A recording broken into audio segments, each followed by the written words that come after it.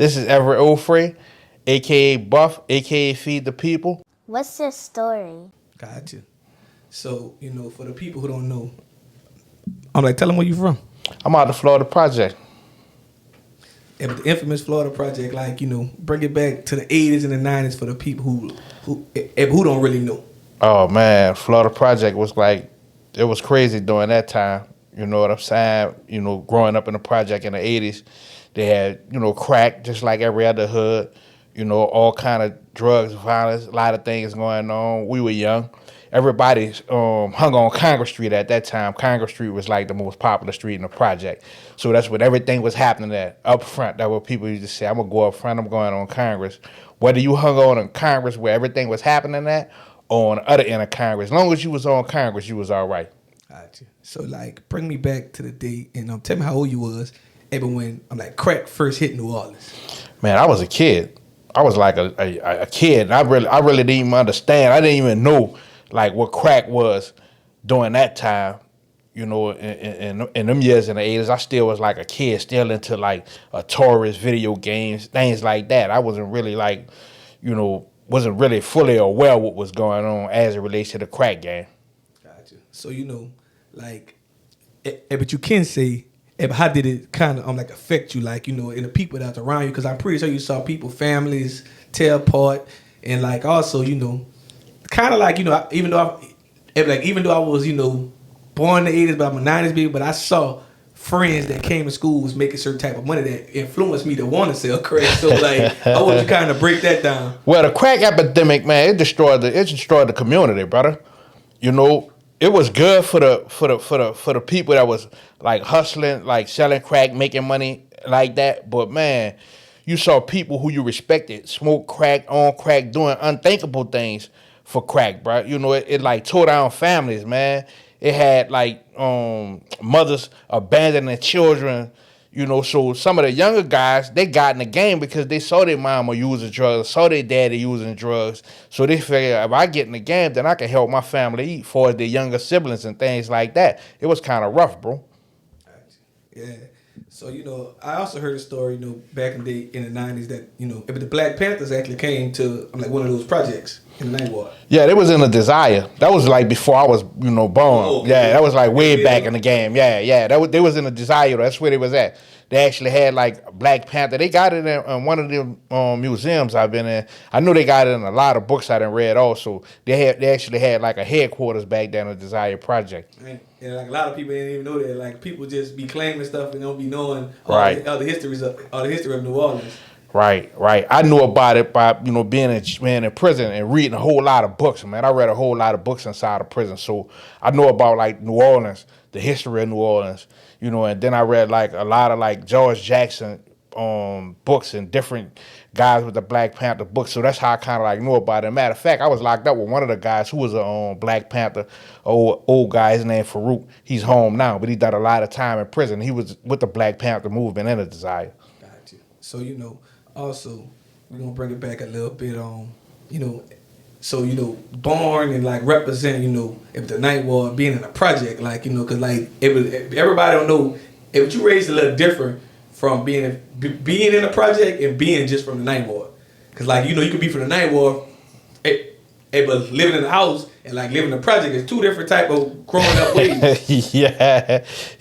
Back then, if you was out the project, that mean you was out the you saw some of the worst things. You know what I'm saying? You had to in a project, you had to fight every day, all day. You seeing people on drugs, you seeing people shot, you might see all this guy, just going to the store, getting your mama a loaf of bread.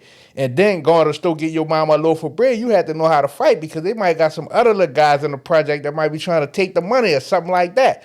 So, growing up in a house, it was kind of different because people didn't hang out like they hang out in the project.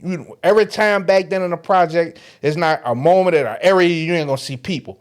They're going to have people out, people doing whatever, you know what I'm saying? So you constantly trying to maneuver your way through all that traffic.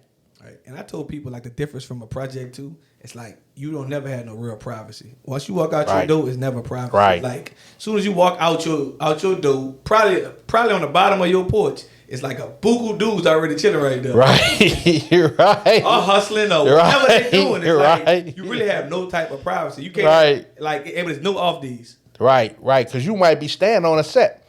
That's where your house might be at, where everybody hustling at. So you come down, they got everybody out there. So, you know, you a younger guy and it's the older guys, they gonna mess with you. Probably slap you across your head. Probably mess with you, what they call toughen you up during that time. You know what I'm saying? You know, they try to toughen you up. You from around there, they trying to toughen you up, make sure like when you go anywhere else, you be kind of like a little tough or something like that. Yeah, that happened a lot. And also, a lot of kids don't know, they living in the project, but your house probably was a fucking stash house.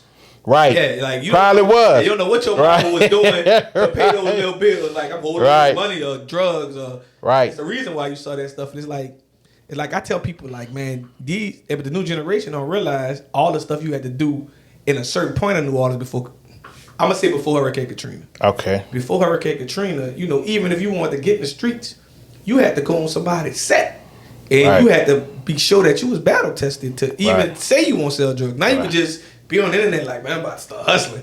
But usually from your neighborhood, you had to go where them dudes was at and show them dudes you was ready. Yeah, because during that time, they had like certain places where they sold crack at. You know, you couldn't just like go in a project and sell crack on this street where ain't nothing happening on the street. How you gonna do it on the street? You got to go like on the street, like say for instance on Congress Street. They sold crack on Congress, so you gonna go on Congress and you know and sell crack. So they got people out there already. So off the dump, they might have older guys trying to run you from around there, like, man, boy, what you doing out here, boy? You don't need to be out here doing that or whatever like that. You know what I'm saying? And then you know after a while that they see you a lot, then they be like, all right, I see you out here now or whatever like that. You know what I'm saying? You right. It was like that. You couldn't just go anywhere and just start doing what you wanted to do during that time. And also, you have to be battle tested because, but if I let you come out here and sell crack, you kind of shorting my money. Right. So, like, I got to have some type of respect for you to even let you be on side me on this corner. Right. And I got to know that but if the police roll up, you're not going to point at me. Right. That's a lot of things that people really, who never really saw it or been around it to know, like, the mindset you have to have. Right. See, during that time, like, you might have had, like, before dudes really start selling, you might have was a lookout boy. You know, you might be like, look, you go stand on that corner. If the police come, you holler down here. Or something like that. You kind of like got your weird introduction to the game like that way, like that. You know what I'm saying? You might be the guy who gonna be looking for the people. You know, during that time, you know, dudes kind of hesitant to put crack in a young dude hand that young. So since you're young, and I know your situation, I know you probably struggling, your mom and them out there. Look, I'm gonna give you such and such. You just go down here on this corner and tell me if you see the police coming. You going down here on this corner and tell me if the police coming. So that's how you got your like introduction into that. The crazy part is, but little things like that still helps when people don't have that. Right. Info. Like you might need a lookout for the like people about to come. Like it's right. I think, and that's what I always tell people. Like people that was selling drugs or in jail are the smartest people in the world to even like design and run things like that. Right. Like man, I need somebody to do this. I need a stash house. Like that's really running a business. Right. Like a lot of people running a business that don't even know. It's like you know how I, you know, kind of interview somebody else from the night wall, you know, this your interview, we'll talk about you, but I'm like, man, some dudes made so much money, they didn't even realize they didn't have bank accounts, they just had money in their house or stash or buried. Right. Like, and also people didn't know sometimes you bury the money wrong, but the water get in, that shit turn mildew. Yeah. So you got to start over again. Right. We, you know, there's a lot of things that we didn't know. You know, during that time, there's a lot of things that dudes didn't know. Only thing they knew is that get that money or try to get that money the best way I can or try to stack it the best way I can. You didn't have nobody like to kind of like tell you, look, you get this money and you do these things. You probably saw other like Warren Mays. You probably saw him with a club or something and be like, damn, that was like big. You coming up, you know he was, you know, they say he was a drug dealer. You see him with a club, you like, damn, I might can do that. Or it might be too big for me, you know what I'm saying? But, you know, our mind wasn't working, you know, how minds are working right now today. And also, it's small things it's things you're around. I remember being young and thinking of things like, man, if I do jump in the streets, at the end goal, I'm going to buy some dump trucks or give some trucks. Right. Like, but me getting around certain other people, like, man, I can get these buildings, I could do this, I could get restaurants. Right. It's like it depends on the people you're around and the Right. mindset. Right. Your association circle gonna always have a effect on how you gonna grow up or how your mind gonna work. The people that you associate with. You know, if they thinking small, then you gonna be thinking small. You know, if you listening to them and they guiding you in some kind of way. But if they thinking big, then you gonna be thinking big. And you gotta think about, growing up in any project or any neighborhood, most of your information came from older people that was just outside already. Right. So you really but if you looked up to the person or you respected anything, his word was law. Yeah. It didn't matter if he was lying or not. Right. You could have been like they're talking about like old niggas standing for the store, you just automatically believe the stories. Right. Niggas say, man, Bill Clinton was around your last around the corner. Well, he was around. You ran with Right. Right. And that's crazy. So, and let's break it down for your story. Like, basically, but like, what year can you say that you actually fully jumped off the porch?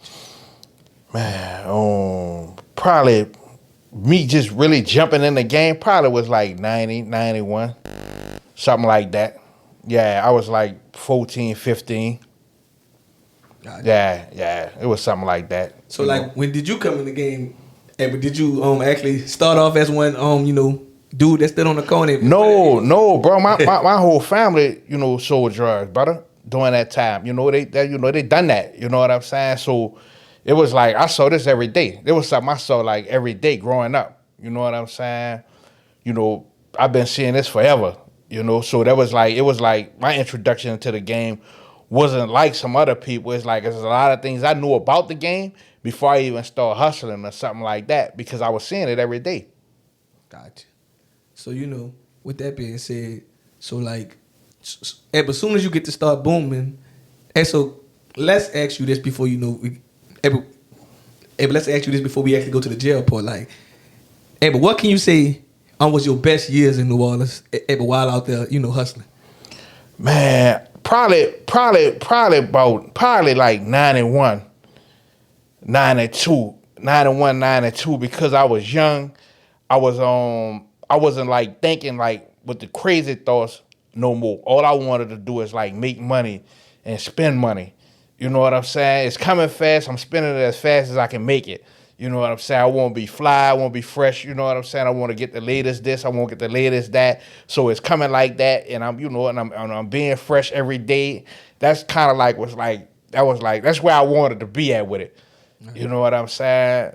And so bring me to like 90, 91, like in New Orleans, like going out to the club and just having money. Like, did y'all wear like starter jackets, the Jordans, and different things? Yeah. We wore Jordans like the end of 90.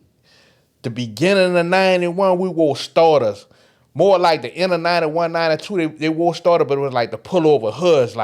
But most of like, to be fresh during that time, you got like polos, jabos, ballets on. You know what I'm saying? You probably got ballet animals, mirage, marinas. You got those type of things on it. That mean you fresh. You know what I'm saying? You might have like I think like the end of 90, or the beginning of 91, something like that. They had the Gucci low tops and the Gucci high tops came out. You know what I'm saying? It was things like that. Yeah, you was fresh. You was fresh with things like that. Gotcha. And we got, but we gotta jump in this because we can't pass over it. Like the 90s, like the early 90s, wearing a starter.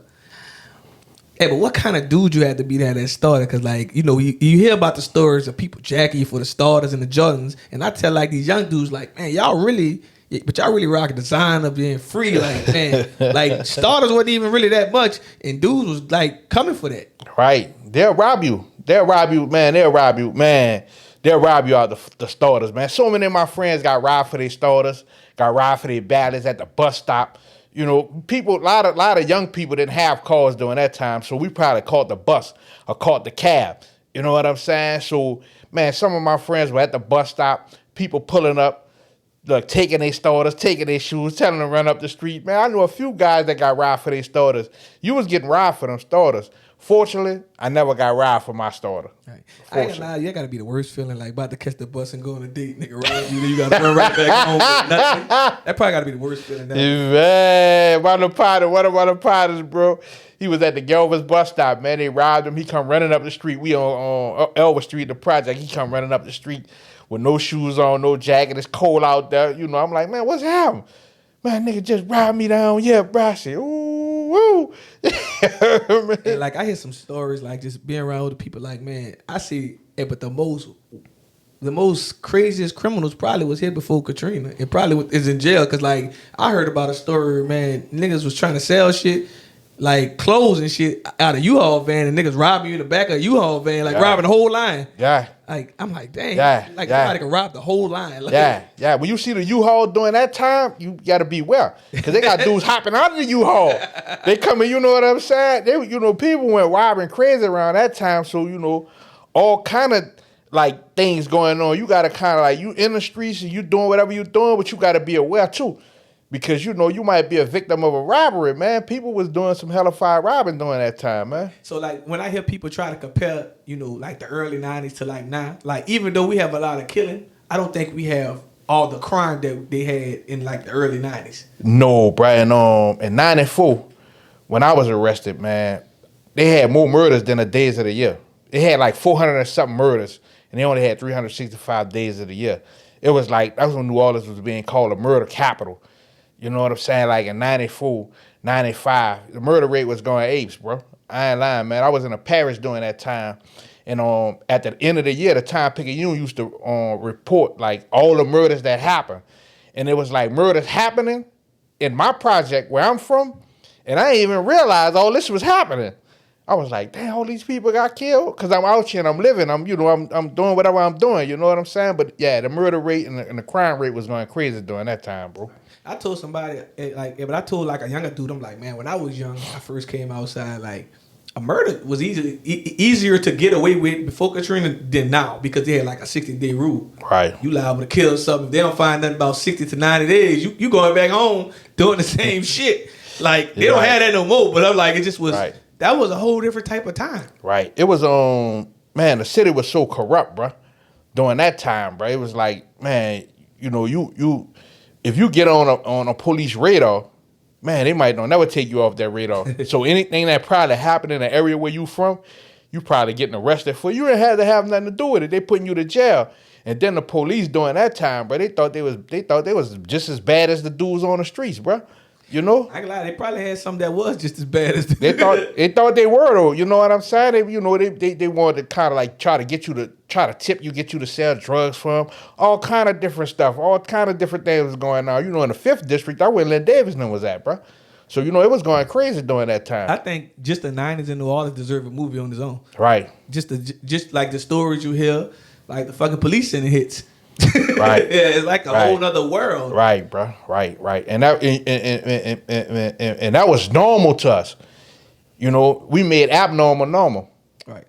And I always tell people, like, New Orleans have a different type of trauma come with us. Right. Because, they have murder. They got big cities there. The same thing happen everywhere. But we the only city that we might know the killer and the victim. We don't have gangs. Right. Our brother probably killed our brother, a cousin. Right. But after that, we still got to celebrate that. We got a second line. That's crazy, huh? Yeah, we second line after. Like, no one else do that in the world. Like, we celebrate the person dead. Right. And people always think shit easy after the funeral, but the whoever stayed in that same house as that person always felt that effect. Right.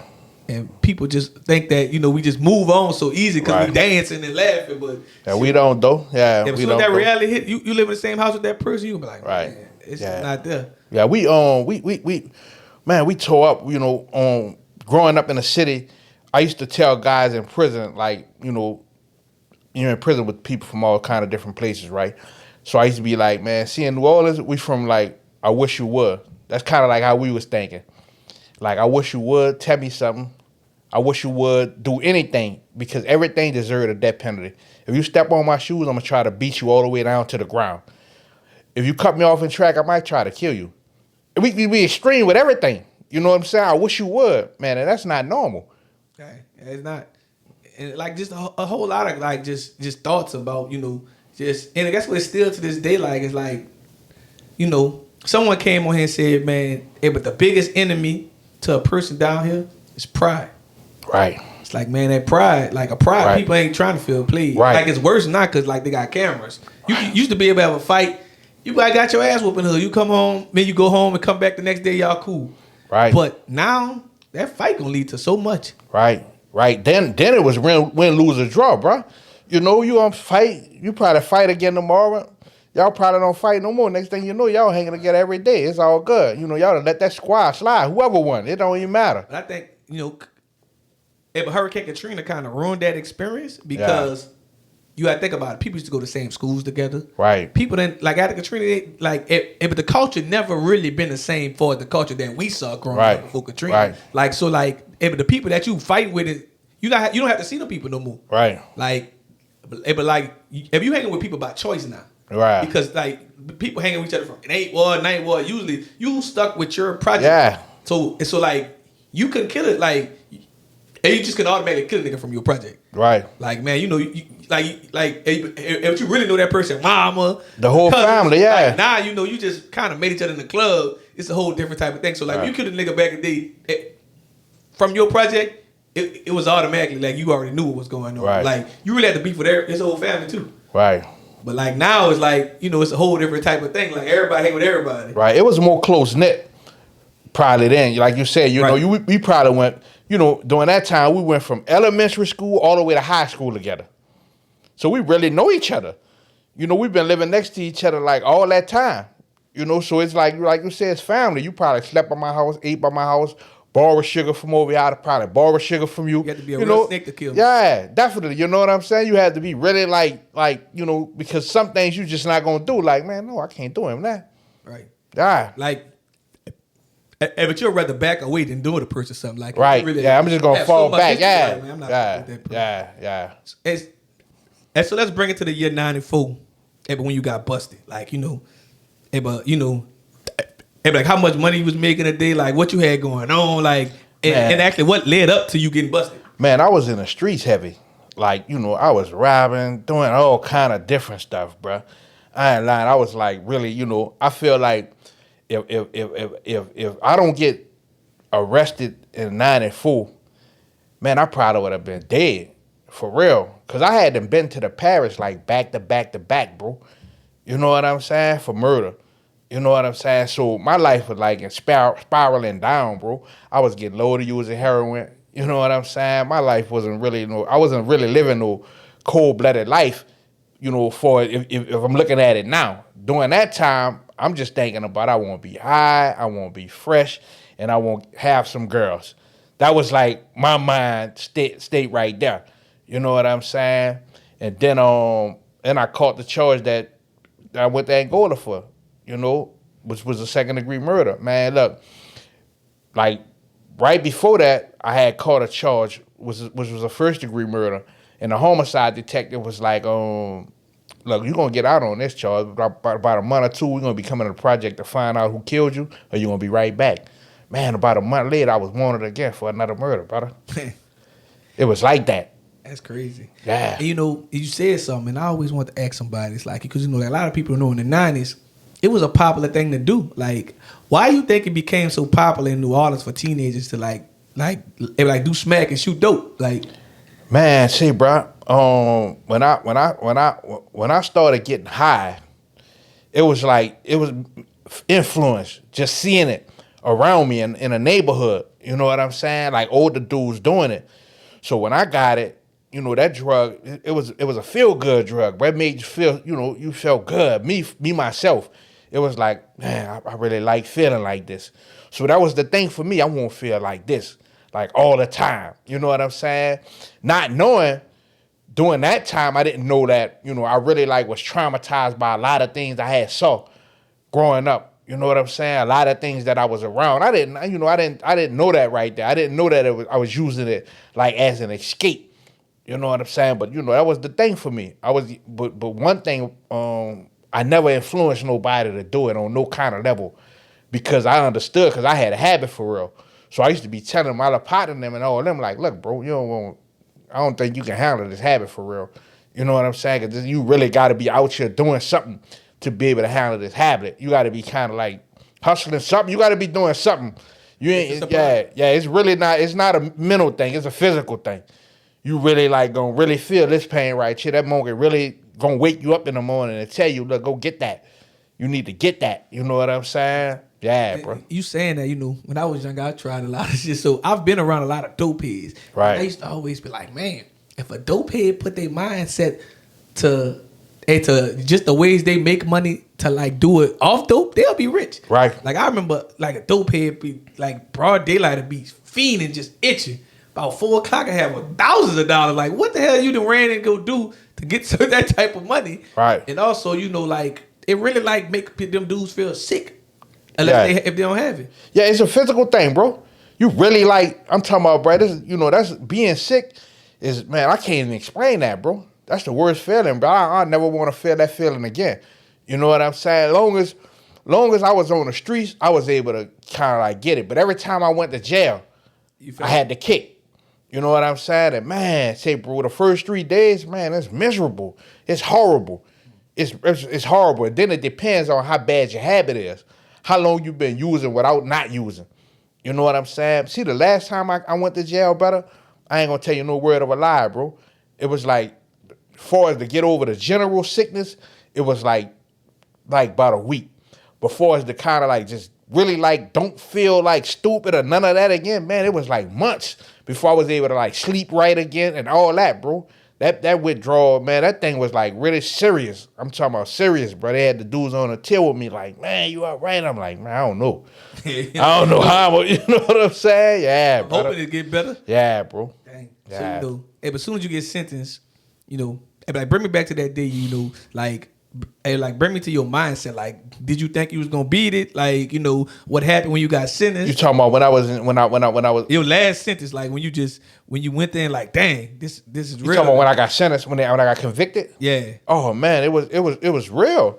Them people, when they found me guilty, I ain't really understand it. I ain't appreciate it. Like really, like it ain't was really like no thing to me. Like I'm saying, we tore up, bruh. So when the people came back and said you was guilty, I was like, damn, bruh. They found me guilty. But I wasn't like, I guess I was in shock, but they knew I was in shock. I don't know, bruh, because it wasn't really, I just went back on the titty, like, what happened? I said, they down me, bruh. Yeah, bruh, it's good, though. It's all good. Then I went and got sentenced, and they said life. I'm like, damn, I'm going to Angola.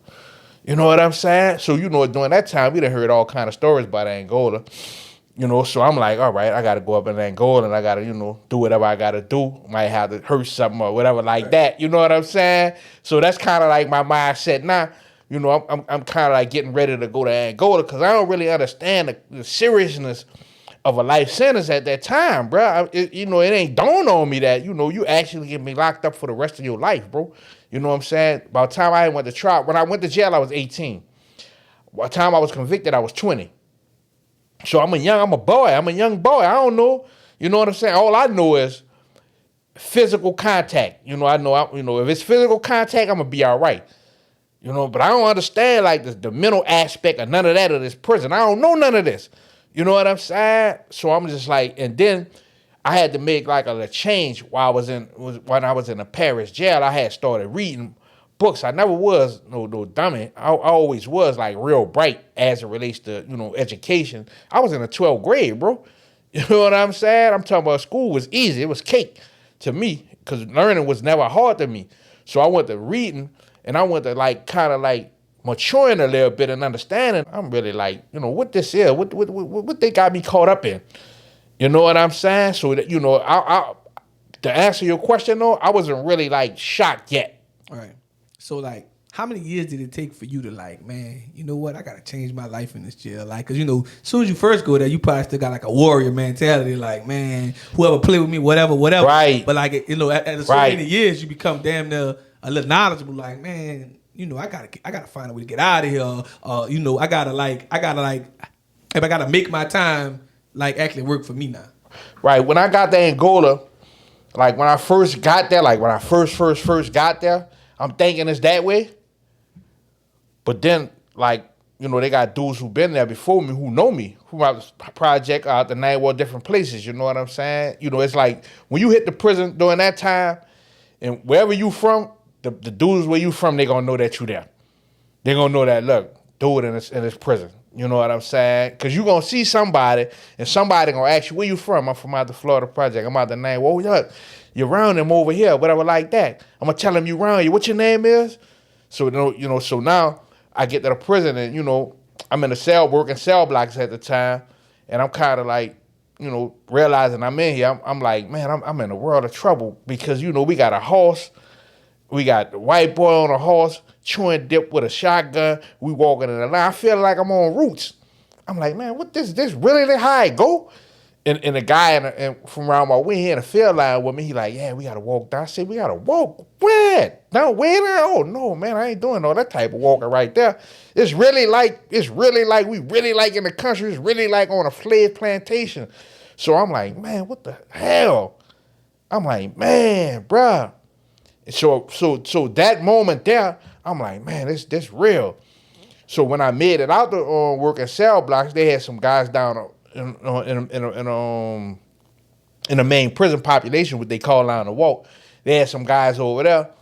I went to the wild side, what they call the wild side, with the West Yard, and they had some guys from around the way in there. They were like, look, we're gonna take you to the law library. They took me to the law library. Man, they took me to the law library and showed me how to use it. Put me in Kelvin Duncan law class. You know, so that from there, I just like went to like dudes giving me books to read. You know what I'm saying? I'm really like start educating myself. Then I really start kind of like finding myself, bro. Trying to, you know, realizing that, you know what? I don't really got to prove no point to nobody. All right. So like, if you go to Angola, like I want you to paint the picture. I want you to paint the picture because like every time I think about Angola, I think about the movie Life. Okay. So like, you know, do you have to go in the field and like, you know, do certain stuff, or you can stay in the jail and like kind of like, you know, read books and like stay up the yard? No, all right. This how like if you're in a working cell block, either you're gonna be going to the field or you're going to the dungeon, or you got some kind of duty status, meaning that look, you got something where you can't go in the field. They got what you call a duty status.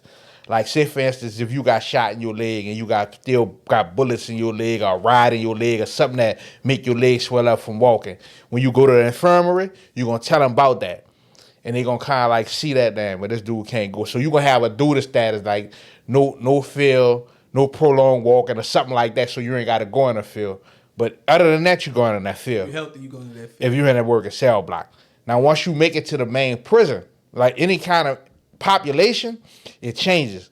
Then you gonna go to the field for 90 days, but then you can get like a job somewhere, like in the kitchen, right, a walk orderly, or something like that. You know what I'm saying? That's how you kind of like, that's how you see guys that's not in the field, probably on the yard or something like that. So what happens when you have that mentality? Like, man, fuck that, I ain't no slave, I ain't going out there. Like, do you go to the hole? What happens? Oh yeah, you during that time, and I'm saying during that time because the prison different now. Right. But during that time, if you refuse to work, you going to the working cell blocks, and if you still refuse to work, you're going to extended lockdown.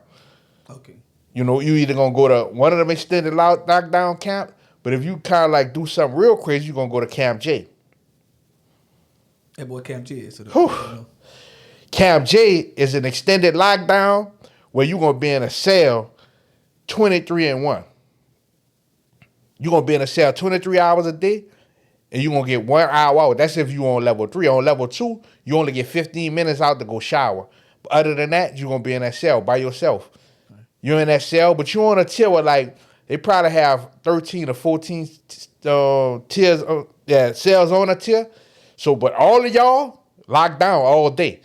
You gonna on level 2, you're gonna get 15 minutes to come out to go shower. Then you're going back in that cell unless you go on the yard. You can go on the yard too. You can get an hour to go on the yard, but they're gonna come chain you up, bring you on the yard. You're gonna be on the yard chained up in like a little bullpen, like this office, but it's like fenced in. And you're gonna be around there. You can walk around there, whatever like that. When you go out there, it's a risk because you might got dudes out there who freaks, right, who might be jacking off on a woman at the tower or something like that. Man, it's toe up. It's crazy because when I was young, I used to mentally, I'm like prepare myself for like jail. It's crazy. Like going like when you jump in the streets, somebody told me you gotta be ready for the consequences. So I had to mentally prepare myself for jail, but I never could mentally prepare myself for the hole. No. Like it's like, man, it's like it can make you go crazy. Like me even just thinking about sitting in a dark room. Like it's different. It's gonna take a different. Like you're gonna come out there a different person each time. Say, bro, see at Camp J, it's different rules when you go to Camp J. When you go to Camp J, you in the world of Camp J warriors then, and that's the guys that live off of throwing shit, shooting you with darts, darts, hit you with batteries. I'm talking about throwing piss on you. You know what I'm saying? All kind of different stuff. During that time, you had lighters, so nigga might light you on fire, light your whole cell on fire. You had to learn how to live in the cells. So you couldn't like walk to the boss because dudes got razors. You might walk to the boss, he might slice you in your face, slice your throat, just for nothing. You know what I'm saying? You might be on Camp J. Say we on level 3 at Camp J. That's when everybody come out for an hour. It's different on level 3. Everybody get a chance to come on the hall for an hour. So we might be at Camp J, and me and you might be talking, right? And we might be talking about Lil Wayne. And I might be like, man, I don't like Lil Wayne. So they got another dude in there. He might be like, you don't like Wayne, huh? All right. So that night come, he might say, Sal 14, you don't like Wayne, huh? Be like, man, what you talking about? You a bitch ass nigga if you don't like Wayne. Pussy ass nigga, when I come out, have it on your mind. You like, man, man, yeah. Kind of reason. Yeah, they gonna find a reason to come out to throw shit on you. I ain't gonna lie to you, that's when I like took a tour. Like when I heard that people put like piss and shit in a cup and throw it in your face. Yeah. I like, man, that's a whole different type of. And that shit be so funky, brother. I'm talking about, bro, man. And then look. When like if you don't clean it up, like if somebody throw it on you, they want you pulled to clean. That's how the rule go. You got to clean it up because if you don't, I mean the people gonna see it, and so the people gonna. So a person throw it on you, you got to clean. Yeah, you gonna clean it up. If you don't clean it up, you're a rat. Oh, okay. I mean, you telling the man that somebody threw this shit on you, man, it's all tore up. It did look. And then when the man come, if you ain't clean it up, he gonna spray you down.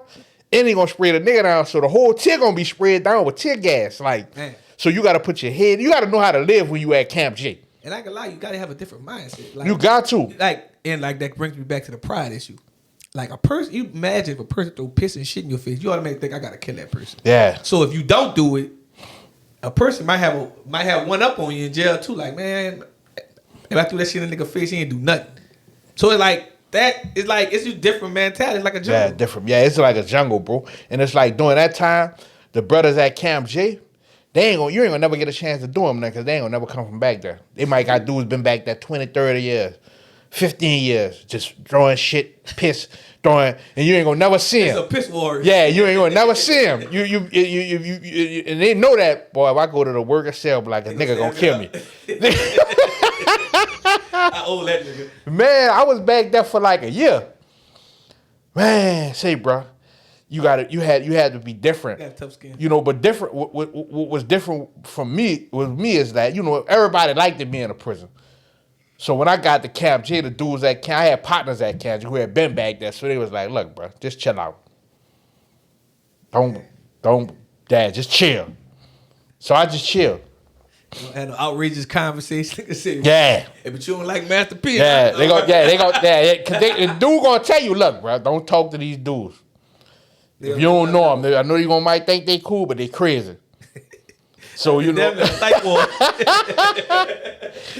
that was rough, bro. Man, you would never know, boy. Then, man, I'm telling you, bro. That's why solitary confinement is unconstitutional, bro. People lose their mind, bro. So bring me to that journey of like the year you about to get released, you get released, and your mindset like, man, I'm about to start helping people and everything like that. Oh, that was way before I got released, though, bro. Oh no, I'm talking about. All right. Fast forward into that. All right. So, like I said, the dude Kelvin Doggett, he taught me like some things as it relates to the law. But they had all kind of great guys in prison teaching me things, different things. So I'm growing. I'm getting things. I'm getting critical thinking. I'm getting effective listening. I'm getting public speaking. I'm getting so many different, because they got all these different courses and things, but I'm in the law library too. So I'm really like learning how this stuff go. You know what I'm saying? Because I want to help my partners out. I want to help me out of prison, and I want to help my partners out. So Kelvin, he teaching me these things. I'm learning these things. I'm going to this law class. Like I told you, my mind was easy. Like I'm catching things like this, so I'm catching on a lot of the stuff and how I go. But Kelvin, he started like pouring into me. Like all them dudes, they really like pouring into me. They see me. You know what I'm saying? I don't even really see myself, but they see me. They like, yeah. So now, Kelvin got this law class. I'm going to this law class with him. Now I became inmate counsel. So now I'm helping dudes. So God blessed me, put me in a position to be able to help dudes. So now I kind of like understand how this law thing works. And I'm realizing that, you know what, bro? The state of Louisiana really took advantage of us. We really don't know how it goes. There's a lot of things about this stuff that people just don't know, you know. So when Kelvin left the prison, I got the law class. So I went to helping dudes with the law class, you know, things of that nature right there. Then God blessed the dudes, and they came out with this Epstein law where dudes can get out of prison, dudes who was multi-bail. So man, you know, I was blessed to be in a position to help a whole lot of brothers get out of prison, bro. And dudes used to always be like, bro, what I can do for you? And my thing was, man, just tell people about me. Tell somebody about me. That's all. I don't need you to do nothing else for me, monetarily or nothing like that. I just need you to tell. I need people to know about me and know who I am and know what I'm doing inside of this prison. And you know, and I started living by the motto that I'm gonna do what I would want somebody to do for me. Whether you do it or not, I ain't on me. I don't care. You know what I'm saying? But I'm gonna do what I would want somebody to do for me. So that's the motto I had, bro. And that's how I lived inside of the prison, bro. They got so many dudes out here right now that can kind of like, they're gonna vouch for that. You know, when they see this interview, they're gonna be like, yeah, he telling the truth. Cause that's what I did for real. You know, I embodied that thing. You know what I'm saying? Everybody that I can help, I help them, bro. And you know, and that's the reason why, you know, but I started with your story. Like, I'm about to start interviewing more prisons. I mean, people that, you know, coming out of prison. Right. People like on drugs. Right. People that's on the street off bourbon. Like, right. People need to hear these stories. Cause right. like, this really helps people like see, like, man, this shit real out here. Right. Right, bro. So when so I had went to court right before Katrina. I mean, not before Katrina, before the pandemic. Okay. Right. So the judge called me back, got me in there, and it was asking me about my case. Had my lawyer them in there. Fuller was my lawyer at the time. Had them in there, and they asked me about my situation because somebody had brought it to their attention that, look, bro, this dude been on evidentiary and all this time he never got in. He got an open case, you know, he got a good claim or whatever like that. So when he brought me back, he was like, all right, we're gonna sort this out. We about to sort this out. I'm gonna reset you. He reset me for like April or something. But the pandemic hit. It went in full effect. It was a paradigm shift for the world, so you know how it was in prison. You know what I'm saying? So, you know, we go through that. All that happened. So, I think in the end of 2020, when Jason Williams got in office, you know, and the judge that was in my section got out of my section, and they put another judge in the section. So, you know, things, you know, looking different now. So my partners on the streets, they was like, man, we need to find you a good lawyer. You know what I'm saying? We need to find, you know, we trying to get a lawyer to help you, but you still got like Fuller on your case. So you gotta kind of like get him off your case so we can find you a lawyer. So I did that. I did emotional withdrawal. You know, I contacted him. I told him, I'm like, bro, I don't want no money back or nothing like that. I just need you to get off my case so my case can move forward. I need to get out of this place. I've been in this place too long. You know what I'm saying? So when my case came up, I had wound up getting a good lawyer, Kelly Orion. She a blessing, bro. She was a blessing. I'm talking about when she first came see me, I knew I ain't had to be my own attorney no more. For the things that she was saying, I'm like, oh yeah, I don't need her. I finally got a real lawyer. And I got a way out. Yeah. So like, it's like, bring me to that day that you found out, you know, you got a second chance at life. Say, bro, that was the best day of my life. Straight up. I'm talking about straight up and down, bro. Man, look, so like a week before that, my lawyer, Kelly, she told me, she like, look, they got this deal on the table for you because, you know, they saying that your claim has merits. You know, you got a good claim. You know, we gonna either go through with this evidentiary hearing and do everything we got to do, or they gonna put this deal on the table. I'm like, I want it, whatever the numbers is. So she like, you got to hear it out. I'm like, man, look, any kind of numbers they talking about is gonna put me right out the door. I've been in jail 27 years, 27 and a half years. So with any kind of number, so we go through the hearing and thing. The judge overturned my case because my lawyer was ineffective. You know what I'm saying? When I went to trial, bro, my lawyer, which was Yvonne Hughes, she was a judge and everything. She had got her law license, got kicked off the bench. Man, that lady never came saw me inside the Paris jail. Never. And I was on a first-degree murder. She never came saw me, not one time. You know what I'm saying? She fumbled the rock on all kind of different levels on my case. So when they read my case, and they was like, man, hold up, this dude really got an issue for real. You know what I'm saying? So I wound up getting a reverse on ineffective assistant counsel. The judge, they was like, would you take a plea? I'm like, of course I'll take a plea. So, bam, we went through the whole court proceedings. So when the lady said that, look, I'm gonna withdraw your conviction, man, I started crying real tears for real. You know, I couldn't believe it. It was like I couldn't believe it, bro. Going home. I'm like, I'm out of here. Cause any number she talking about, I done already. Right. You know what I'm saying? So, you know, if you say you gonna give me a manslaughter, I'm like, I don't care what number it is. I want it. You know what I'm saying? And Hey, did you have to come home on on like parole? any type of parole? Yeah. Okay. Yeah. So when she sentenced me, and it was like, cause it got like when you get sentenced, the jail has to send your paperwork to DOC for them to calculate your time and, you know, and stuff like that. So by me working in the law library at the time, you know, I'm cool with all the people in legal programs. They know me and everything. So we kind of like got it, my lawyer, everything. We got it like, we're going to ASAP this thing. We're going to try to get this thing done. So by the time I leave from office, because we was doing it on Zoom, we did it on Zoom. I didn't come down here. They was like, you want to come down here? You want to do it on Zoom? I want to do it on Zoom. I don't want to come down there because I'm going to have to be, the ride back going to be too strenuous for me. You know what I'm saying? So we went on Zoom. We done that. So when they called me so when I left out there, I went straight to the law library, hollered at my partner and them. You know what I'm saying? When the count clears, I went on the yard, hollered at my cousin and hollered at everybody. I'm like, look, bro, I'm out of here. I had already gave everything away.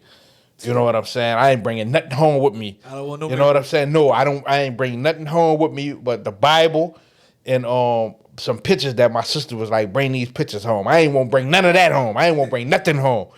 Transcript, none of that. I ain't bring nothing home. Because like the ride is like, you know, because a lot of people like, you know, a few things gonna happen when you coming home and like you're like, man, what I'm gonna do to make bread? Like, I'm already focused not to jump back in the streets, but it's easy to step back in the streets. And also in your mindset, you were actually on the way to start helping people getting out as well. All right, so when I come out the gate, I got a picture on Instagram. My little sister had took like a video, and it showed like when I first walk out the gate. You know what I'm saying? I was like, man, I was so happy. The first thing I wanted to do is come out all the clothes I had on. And that's what I did. I ain't wearing that no more. No, that's the first thing I did. They had a little jogging suit for me, so I come out of everything. Threw it straight in the trash can. Look, we go. I said, look, don't stop. Don't stop in St. Francisville. Don't stop. You know what I'm saying? We stopped in Baton Rouge. Yeah. We stopped in Baton Rouge, bro. It's a funny thing. This is how institutionalized. We stopped in Baton Rouge, and we go to the gas station. I got to go use the restroom. I get to the restroom. I knock on the door. My little sister looking at me like, well, why you knocking on the door? I'm like, damn, I'm tripping. You know what So I wind up going in there, use the bathroom, whatever like that. But I'm going home, I'm not thinking about like what I'm gonna do after that. I'm just thinking, I'm just happy that I'm here. I'm just like, man, I'm here. I'm here. I'm like, you know, sky's the limit because I'm here. I'm just like, you know, and fortunate for me is that I had a lot of support when I came home. Everybody don't have support like that, bro. Man, no people don't understand, man. That's a hard transition.